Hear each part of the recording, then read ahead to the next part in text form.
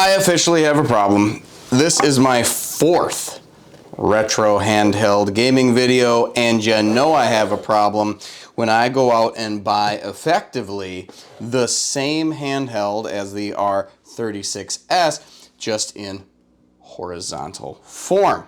To be fair, this console is not for me, it's for my wife. Why I recommended this one to her is because it is ever so slightly better than the R35S here. I wanted to see if that made a difference when it comes to playing N64 games, which the only N64 game that I would consider playing that would actually play was Paper Mario.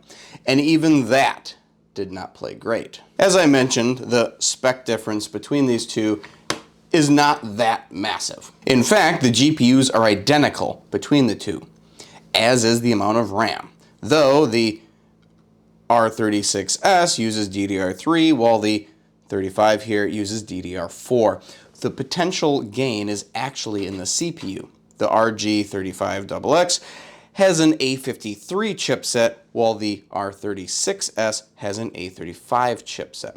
Both have the same 1.5 megahertz clock speed, but the A53 chip in the RG35 is willing to push itself to the limits while the A35 likes to conserve energy. There is a potential difference of 20% that I'm curious will be enough to get these pesky N64 games running. This one was purchased from Amazon, has the standard 64 gigabyte card, so I did have to put my own N64 ROMs on here. Let's compare the two running Kirby to see if there's any discernible difference. The loading on the 36 was actually better. That's interesting. And here we go. All right, this is the true show here.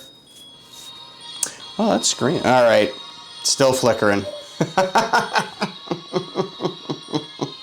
All right, so let's see if we got the shadow creatures.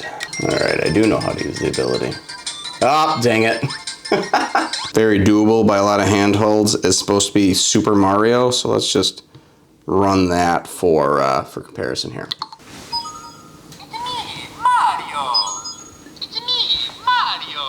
So the performance is about the same for both of these. So these are really the same handheld. That was really what I wanted to check out here. You already know how the 64 works on this bad boy. So we'll go ahead and set that one off to the side, focus on the Anbernic here. Functions up top here, you get out by holding function and then hitting start, and then it exits for you, as you can see here. I do like the feel of the horizontals a little more than the verticals or the uprights, just because your fingers aren't touching. This one does feel more substantial, like it's got a lot more heft to it than this one. This one feels kind of off balance in a way. And almost, it's a little cheaper. The plastic feels a little cheaper. The buttons on here are actually recessed, as you know, where the RG35 is actually a nice little smooth gloss. So the feel of this console is much nicer. It's got the HDMI out. This also has Wi-Fi and Bluetooth, whereas the cheaper 36S does not have any of that. You have to supply your own if you want that. So this is slightly more. You're gonna have to pay about 40-ish more dollars than an R36S, and you're gonna get the same gaming performance. It's just you will have some more creature comforts. Wi-Fi, HDMI out, and Bluetooth, so you can kind of treat this as like a little home console. Whereas this one, you'd have to have more peripherals to be able to do that, and they have to be plugged in to the device. So the upper shoulder buttons, you don't have to reach over anything. It's just, it is right there. The 64 gig one, it comes with a minimal amount of software, we'll say. So I have the MIUI 30, and I do like playing that one. If I had to only buy one of these, this Anbernic one, as I mentioned, I am gonna have a link to that Amazon seller. All right, till next time, I'm the Ill-Informed Human. Goodbye.